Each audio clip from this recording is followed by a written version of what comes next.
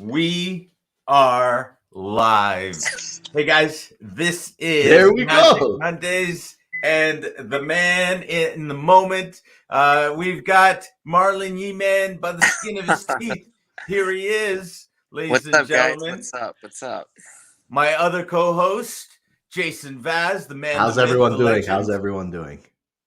Great to have you on board. And of course, you guys know me, Neil D'Souza, host of the Leadership to Wealth podcast. And here we are. Now, just a quick, I want to hit you guys up real quick here. This is going to be our final live Magic Mondays. We are going to be moving to a pre-recorded set. So just so you know, we're still going to be coming at you, but we're going to be doing it pre-recorded and releasing it, and this will be our final live Magic Monday. So with my co-hosts, we thank you guys for everything that all the comments, everything like that. We'll thank you again at the end of the show, but let's get into today's show. All right, we want to start off because it's been we've had a bit of an interesting ride here this past week, including all the chaos that was caused last week by this new COVID variant that is coming out of South Africa. They've been shutting down flights from South Africa. A lot of countries will not allow them in. Of course, markets were crashing on Friday, and a lot of them are rebounding here today, and including oil prices and the like. But it almost immediately took the effect that the Bank of Canada said that they might rethink when they raise interest rates, because they had been talking about raising interest rates at the beginning of next year because they were worried about inflation. But now, with a potential new lockdown and all of these things, now they're talking about holding it off. So what is that impact on real estate, on interest rates, all that kind of stuff? What is that impact on you? I'm going to bring in my co-host, and who wants to get the party started? Jason, I'll jump Marlon? right into it. All right, there we go. I don't think it's going to have much of an effect, to be fair. I think we're going to see, I think we're hitting a point where we will start seeing some buyer's fatigue going into the new year. We've been seeing record pricing. Countrywide, there's been a lot of listings, but in the micro markets, it's still very much constrained. Inventory is still very low.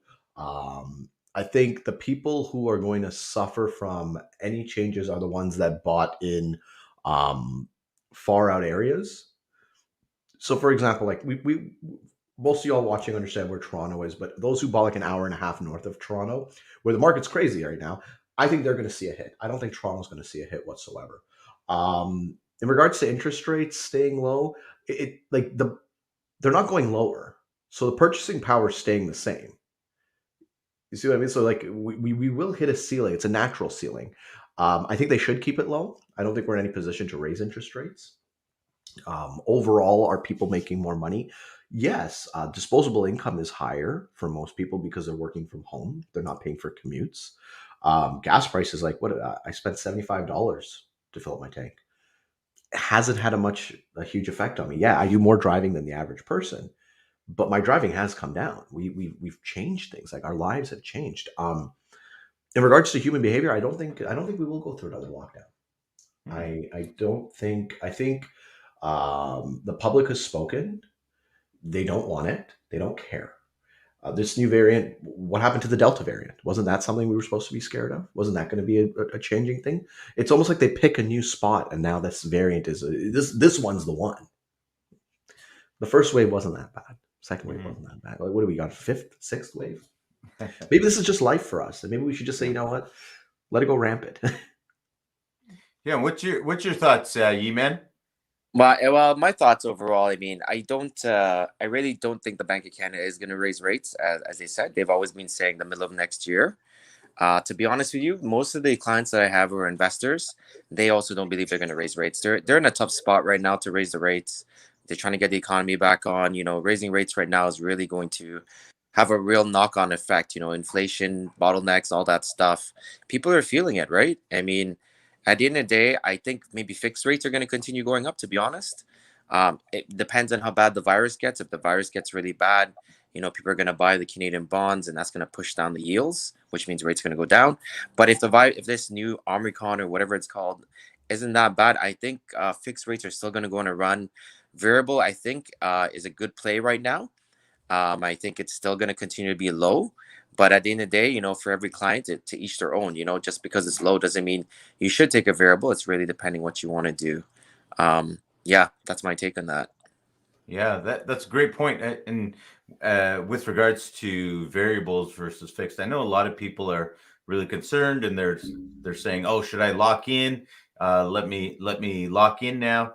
I'm I'm of the camp that says you can hold on to a variable for a number of years because they're not going to make any large jumps over that Mhm. period of time. So, but if you like the consistency of knowing it's going to be exactly this much, then that's great. But I think even if they do raise rates into next year, late next year, I think they were originally talking August. The effect on that, even on the variables, is going to be minimal. So, but I agree with you there. But now, do you think that we are going to be facing another lockdown here? I don't think we'll be facing a lockdown, to be honest. I mean, I think I read a post that there's maybe 2 cases in Toronto right now. I think we're in a maybe. Ottawa. It wasn't even in Toronto. It was Ottawa. It was Ottawa. Okay. See, I Yeah. didn't read the article because I try not to. I don't think we'll Oh, face they're a going to lock down lockdown. the whole country if that's the case. Yeah, I don't think we'll have a lockdown. I think maybe they'll come back in phases again. Reduce the number. Like I went to the gym yesterday. I don't know. I'm not really feeling the gyms these days. It is slammed in there. I'm a little uncomfortable. I actually kind of miss the kind of reduced capacity and stuff like that. Just because I feel like people are pretty much back to normal behavior. I mean, I do know I went to a couple LA fitnesses, and surprisingly, they asked me to show my Vax Pass. Normally, when I go, it's already pre-registered that I have a Vax Pass. They're actually checking again. I said, "What's up with this? Like the other location doesn't check." Apparently, there's people going around now from the government that are actually checking the gyms and auditing them. So I feel like the government is doing something behind the scenes. Yeah. So I just feel it'll just be more regulation. I'm not sure about a lockdown though. Yeah. They to touch on what Marlon just said, like let's look at the vaccine passport. They couldn't get it. They couldn't get us to do it. Yeah, we got proof of vaccine. I myself, Marlon and I were at an event on Friday. I have my vaccine stuff. I'm not going to register it onto an app. I don't care to. Um, will I prove that I have it? Of course, I will. There's a current pandemic going on. I've been vaccinated against it. I have no problem sharing that information with someone. Going another step and then putting on a registry, that's too many steps for me. I feel like if I'm able to accomplish it by just putting it on my phone and showing it to you and then showing my ID with it, I'm okay with that. And that's the resilient, because like if you notice, you go to a restaurant, it's very rare that someone's got the QR code. Very rare indeed. So where we're kind of at now is that they've tried many things. And I think at the very beginning of this entire lockdown, yes, people were willing to do whatever it took because they were scared. But now we're looking, it's like, it's not that big of a deal. Oh, another variant? Cool. We're not scared of it. And I think that's the public's perception. There are some that are scared. There's some that don't care at all. Some of these people think that it's all made up. I'm not in either of those parties. I just kind of look at it like it is what it is. The lockdowns don't work. If they did, we would be out of this. Why suffer? Why close down small businesses? Why make like? So I don't think a lockdown is going to happen. I don't think the Ontario government's going to allow it here. And I think Okay, so then let's talk about real estate then. Are we looking at real estate jumping right back to? Do you think we're looking at real estate jumping right back to what it was before COVID? Like, is everyone going to just resume with their regular buying and selling patterns? Well, we had an inventory issue before COVID. People don't realize that. We've always had an inventory issue. I think it's going to get worse. I don't think it's going to get better. There are about, it's interesting because people like to say that the problem is with Toronto is that people are buying condos and no one's living in them. There are 577,000 condos in Ontario, units. This is a province with a population of 14 million. They've already said that when this pandemic's over, they're going to open up the immigration for 1 million people. out of those million people to the entire country, half of them are going to come to Ontario. We're going to be in another housing crisis again. Like we're seeing it. They're telling us they're going to do this. Mm. Jason Pereira was on a previous video and he said, yeah, it's Canada's favorite asset class. Why? Because they do things, they manipulate it so that it'll keep growing. You know, like the Yeah. reality of it all is that until they double I'm going to be pretty bold and say this. If they double the current inventory of homes, only then will we start to see things slow down.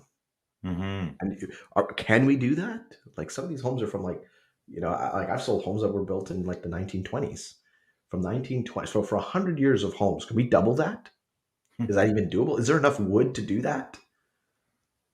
I don't know. Yeah, it's a great question. And I will share that, like you, I'm in that camp of we do not have enough. We just don't have enough inventory, and I, full disclosure, I am actively in that market, looking at land right now, looking to do some development. So, I'm with you on that one, Jason. That flat out there's just not enough inventory. Even if they let no one else in to the country next year, there's not enough inventory for what we have right now. There are still people that are actively looking for anything that they can buy and actually live in, because they've seen rental costs going up significantly, and so I'm with you on that one. Like, it's funny you said mentioned rental costs. I recently rented out one of my investor clients' homes. Okay, it was a wartime home. For those of you that aren't familiar, these are homes that were built during World War II. They are not known for being very good homes. This is nothing against the people that own them. It's just that they were built at a time when resources were scarce. It's not uncommon to pull out a wall and see old newspaper as insulation. That happens. Again, just lack of resources. So they worked with what they had. It's a 2-bedroom small bungalow. It's not, the location's okay. We originally rented that thing out for about $1,500 a month. I recently just rented it out last week for $2,300. It's been 2 years. Rents have gone up that much? No, they haven't. You know what I mean? So it's Inventory. strictly a supply and demand. It's a supply and demand. Yeah. Okay, so let me ask this question. First time buyers. Yeah. What in the world is a first time buyer going to do? Is it even worth it for someone to be looking to buy a house these days, considering the inventory? So I look at it this way. I think what first time buyers need to do is get their heads out of the clouds. A lot of them have this white picket fence vision. Now, one second, Jason. Marlon, just get ready because I'm going to come over to you to talk about the financing for first-time buyers. So, go for it, Jason. Yeah. So they got to get their heads out of the clouds. A lot of them have this white picket fence vision of they're going to get this beautiful house. Like it's almost like we it's funny. All of those millennials that are watching this, we all watched Home Alone as kids, and now when you rewatch that movie, you realize that Kevin's dad was a multi-millionaire. Like, how the hell did he have a house like that? It was literally a mansion. Like they literally had a mansion. Like that's how much. Like that was like a bridal path for your house. Come on. But they have this vision that they're going to get this nice house. And I don't blame them because they have friends that 6-7 years ago were able to buy that. All right. Where I live in the Durham region, a 3-bedroom single car garage house goes for over $1 million now. What does that mean? You need $200,000 minimum to put down. You can't get away with CMHC deals or stuff like that. To those people that are saying, hey, it's very easy to fall into something like, oh, well, can't afford it. I'll share something with you. When I first got into real estate, a house like that went for $500,000. I would do open houses, and people would say, "Oh, $500,000! How could you? How prices are too high." See what I mean? Like no matter what, they're always inching it up. I would highly advise first-time buyers to exploit the current lull in the condo sector. I just did a deal in Scarborough. It was about 1,100 square foot condo, beautiful view. We got that for $730. Okay. My clients are ecstatic. They've got a beautiful renovated place. Now they could have gone much higher. and they were looking in the freehold market, and they were just getting beat down in the multiple offers. So my advice to you as first time homebuyers is, yes, enter the market, but be smart. Look, it's like, hey, I'll live in the condo for 5 years. You know, I'll get Yeah. to home ownership. I'll live in the condo for 5 years, because what happens is, and we've seen this before, the freehold market goes up, the condo market stays low, and then all of a sudden this hits a ceiling, and then this one bumps up. Mm-hmm. And they grow this. They don't grow together. They grow independently. They are two markets. That's why it looks like the Toronto market's always doing well, because we captivate that we group them together, and one of them is performing well at some point or another. But when you separate the two, you realize, hey, I can get a bit of a deal here. Yeah, yeah. So Marlon, tell us, for first-time buyers, what's that financing look like, and is it even realistic right now? I'm gonna say financing is a bit tough if you're a single person. I mean, the general rule of thumb here is, if you have 20%, your gross salary times 4.5 or 5 is what you can afford in a mortgage. So, someone that's running around with an income of 80,000, you're getting a mortgage of maybe, 350,000, right? Pretty tough, unless you got quite a large down payment. Jason does bring up a good point about the condominium, so I'll touch on that for a bit here. A recent stat that I read the other day was that, pretty much 54% of the new stock that's come on the Toronto real estate is actually condominiums. And that's, new construction. So I know Jason's a big fan of resale and all that. I'm a big fan of resale as well. But I would say, yeah, to first time home buyers, young buyers, it's not about, getting what you want off the hop. It's really about getting in the market and letting that equity work for you, right? Let it build up. And I know pre-constructions do seem a bit expensive. I would argue they are a bit expensive in Toronto right now. I mean, you're looking anywhere from 12 to 1500. But I mean, if you don't have all the down payment and you're not in a rush to move, it's a good option to just, put some money down, get that 20, usually it's 20% over 3 or 4 years. You don't have to close in that place. The reality is that, let it grow. And in 3 to 4 years, it could be up a couple $100,000 the way the market's going. And you could, what they call assign the mortgage, right? Or sorry, assign the property. And you can have, maybe you'll make a couple hundred, and then you could go to Jason buy resell, right? I mean, it's really about getting into the market. Everyone's trying to focus on, I want this now, I want it now. And I'll tell you right now, it's really tough because the stress test it's done its job, I would say. That's why the market is the way it's so stable. If anyone doesn't know, the stress test is 5.25%. It's been there for a while. So even if rates go up or down, it doesn't matter. You still got to qualify at 5.25. But as someone who doesn't have a lot of down payment or a lot of income, it does hurt you. And I think pre-con is the way to go. You necessarily don't have to close on the pre-con, but you can definitely get some equity out of that and then make your next move out of that. The other thing Great too point. is, I want to touch on another thing with the finance side of things, guys. We spent a good portion of the start of this segment talking about interest rates, and they're really not coming up. Let's be very real. Like, again, I don't have a crystal ball here, but there's really nothing to suggest that rates are going to jump up overnight. They're probably going to be staying low, even if they do a rate hike. We're looking at 0.25%. It's a nominal amount. It's not enough that's going to affect you. The reason I bring that up is, don't be afraid of debt. If there's ever a time to be over leveraged, it's a time when we have rock bottom rates. If you're going to take a risk, this is the best time too. Now, a lot of you guys are risk sensitive, but I'll give you an example. Marla and I were working with someone just about a week and a half ago. Person was looking to rent. They had phenomenal credit, half decent income. And I asked them, why the hell aren't you buying? Like, why aren't you buying a house? Why are you looking to rent? And they said, well, we don't have a down payment. There's solutions to that. There are a lot of programs for first-time home buyers to assist you in those situations, and we've helped many of them do it. It does require you to put down more debt. It does put you in a position where, hey, you're not. You can be very much in a position where you are having. I hate to use the term, but it's 100% financing.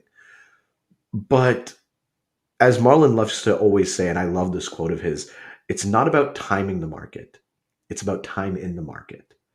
So if you bought now at 100% and in 3 years refinance it and put it into a proper mortgage, you'll probably be in a better position, and you'll probably be more, your ability to do it is going to be far greater than for somebody who's going to save in that time. If you make $80,000 a year and you're trying to save up $100,000, it's going to take you years of eating ramen noodles, years of not living your life. You know what I mean? Like, how much of your income can you really save? Well, I'm going to say from an investor standpoint, and this may be, again, this may be a little crazy for a lot of Mhm. people. I would say move out of the city. If you can work remotely, Mhm. because we're able to work remotely more now than ever, I would say move out of the city. There are a lot of other cities and towns that you can go into, and you're going to see half the prices at half the mark that they are in Toronto and Ottawa. And as you guys know, I live outside of the city, and so if that's something available to you, then absolutely, I would say look into that. And the other thing, now this is something unique that I advise people that perhaps can't move out of the city. I I tell them to I tell them to buy a property somewhere else, and not move into it, but rather rent it out. Now, again, I'm talking to people that have an investment mindset, a business mindset, that are thinking, how do I build that equity? How do I capitalize on that appreciation? And maybe I can't afford some of these current prices in the GTA, but maybe I can afford it somewhere else. But you can't afford to then go move there. So in that case, buy it, rent it out, and run it as a business and be able to capitalize on the appreciation.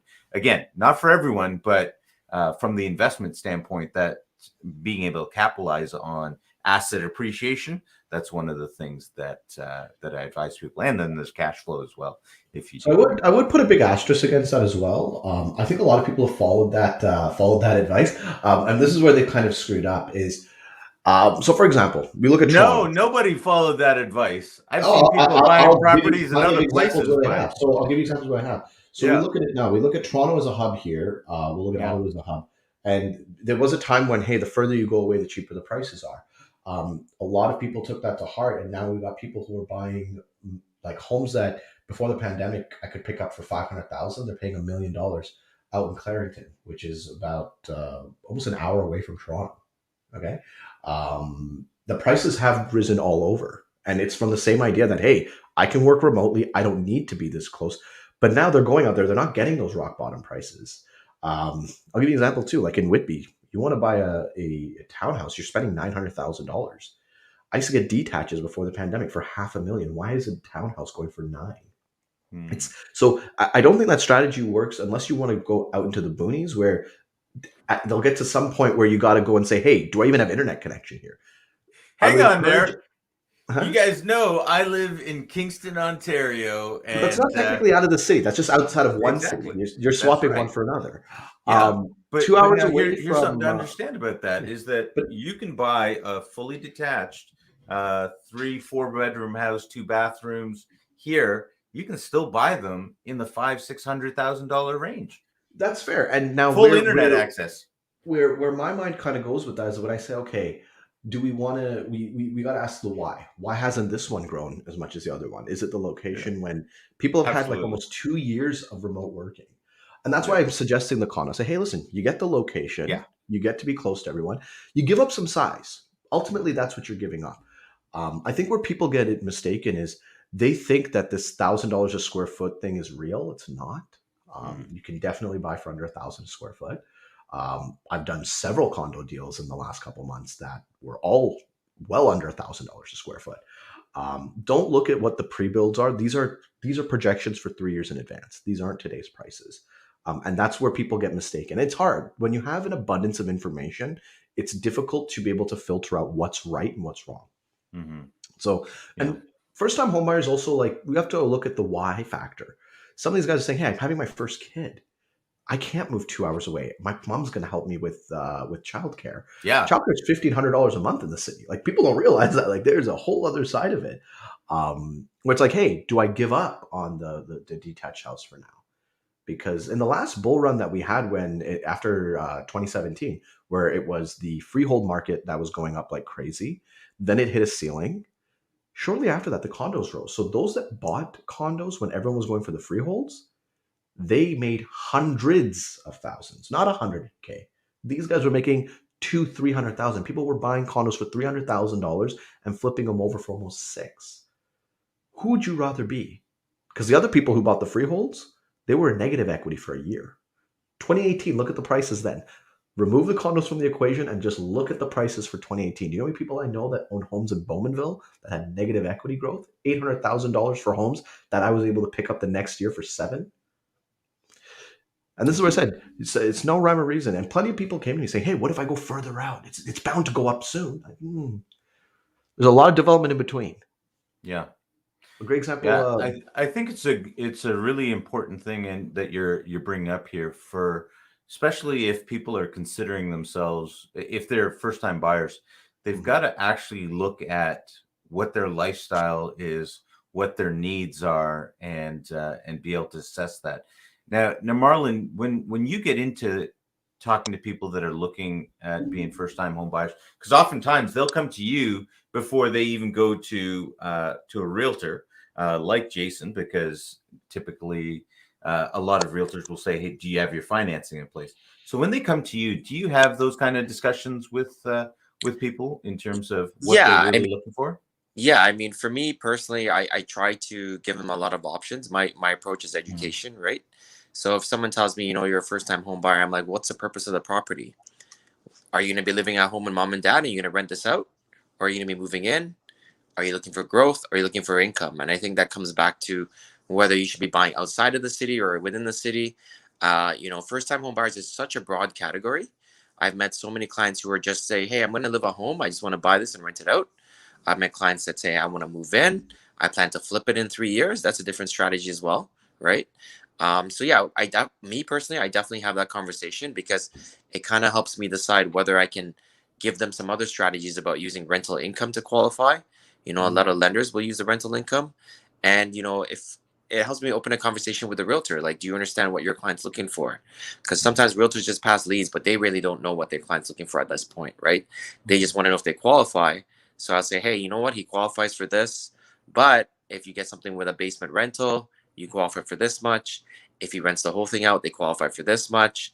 Maybe it's a conversation you should have because this is what they're thinking. So yeah, definitely we have those conversations.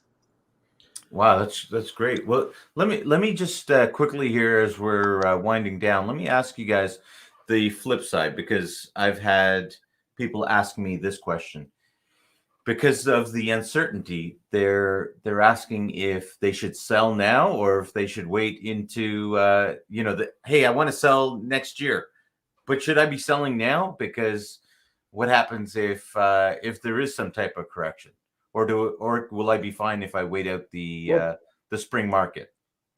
you're damned if you do, you're damned if you don't. Because if you sell now and it closes next year and there's a correction, guess what? Your property's not going to appraise and the guy's money's not going to come in. You're not going to get the place. You're not going to get the money. Can't get blood out of a stone. So that's the long and short of it. It comes down to this: is it your primary residence? Like, there's further questions that we need to ask. It's like, is it their primary residence? Because if it is, they have to buy a place too. Mhm. And right now, guys, it's not easy to buy. And this is what's fueling this market: is that people are buying before they sell. This is what happens in these markets because people want to secure a place before they go on to getting you into another place. Yeah. So what that ends up doing is now the demand is growing and the supply is still being suppressed. Okay. Um, Now, if this is an investment, I know in a lot of the investor groups I'm in, a lot of these guys are saying, why do I rent it out? Why don't I just, I don't even want to rent it out anymore. It's vacant right now. I've got a triplex legally run. Market rents are more than enough to cover the expenditures on this property. Let me just cash in. I bought it for 300,000. Now it's worth $1 million. For those people, sell. If it's an investment property and you're looking to cash in, and that is a part of if it's a part of your investment strategy that, hey, I was going to hold it till it hit a certain value and then I was going to unload, go for it, sell it. Mhm. If it's your primary Yeah. residence, I not a good idea. Not a good idea. Love it. Love it. Okay. Well, let's as we wrap up, final thoughts on Magic Mondays live going to pre-recorded. What do you guys I'm think about absolutely that? excited, guys. For the viewers, you guys are gonna love it. There's a lot of cool changes that we're bringing. It's definitely evolving into something that we're doing this for you guys. I think we're going to be delivering a much better experience. So I'm looking forward to it. I don't want to give away too much of what's happening. I want to leave something, leave a little suspense for them. Love it. Love it. Marlon, any final words? Yeah, one last thing. I mean, obviously, yeah, we're moving over to a new format. I think pre-recorded, we're gonna have a lot more good content for you guys. Some good tips.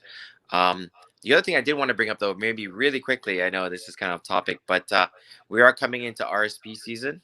So I know for all the first-time home buyers, we're talking about first-time home buyers. There's something called RSP loans.